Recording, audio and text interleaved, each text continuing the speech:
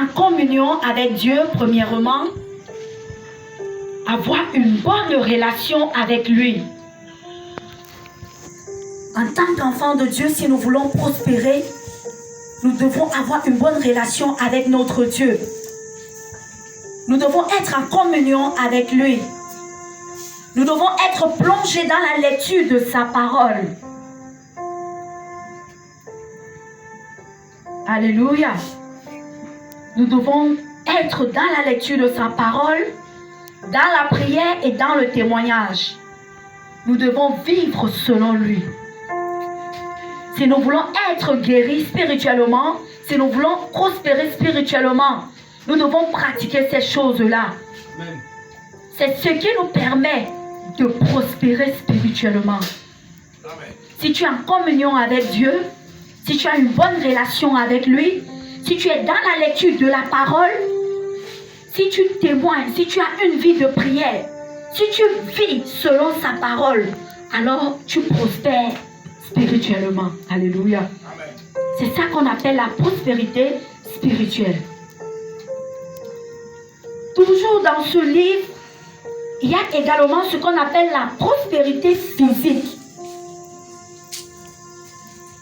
La prospérité physique, c'est la santé du corps. La prospérité spirituelle, c'est la santé de l'esprit et de l'âme. Par contre, la prospérité physique, c'est la santé du corps. Si nous avons la santé de l'esprit et de l'âme, alors la santé du corps est aussi là. Parce que c'est le spirituel qui domine le physique, qui domine le charnel. Alors si spirituellement tu es en bonne santé, ça veut dire que même physiquement tu dois être en bonne santé. Alléluia. Amen, amen. Ça peut arriver que tu tombes malade. Mais quand tu tombes malade, puisque tu connais que le souhait de Dieu, c'est que tu sois en bonne santé, tu dois confesser la santé en toi. Tu dois confesser la santé en toi. Parce que le souhait de Dieu, c'est que tu sois en bonne santé. Alléluia. La volonté de Dieu, c'est de nous guérir et de nous donner la santé. Puisque c'est son souhait. C'est pour cela que j'ai dit que pour prospérer, il faut méditer la parole de Dieu. Parce que tout se trouve dans la parole de Dieu. Si tu sais que le Seigneur te demande d'être en bonne santé, alors quand la maladie arrive, tu dis à la maladie, tu ne peux rien. Parce que le souhait de Dieu, c'est que je sois en bonne santé. Alléluia. Amen. Quelqu'un est béni? Amen, amen. La prospérité physique.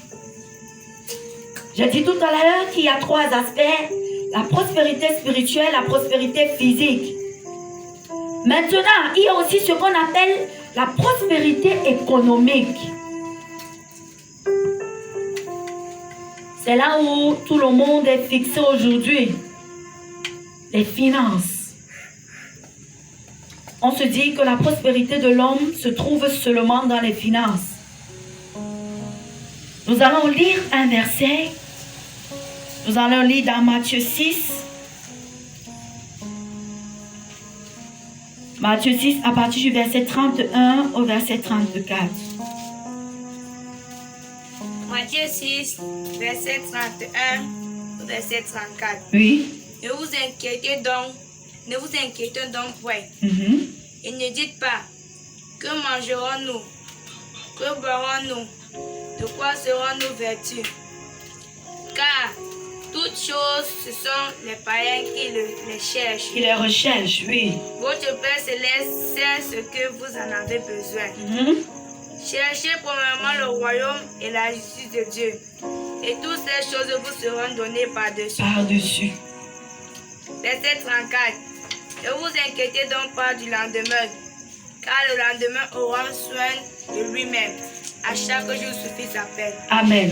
Amen. Ne vous inquiétez donc point et ne dites pas, que mangerons-nous, que boirons-nous, de quoi serons-nous vêtus? Dieu pourvoit à tout ce dont nous avons besoin.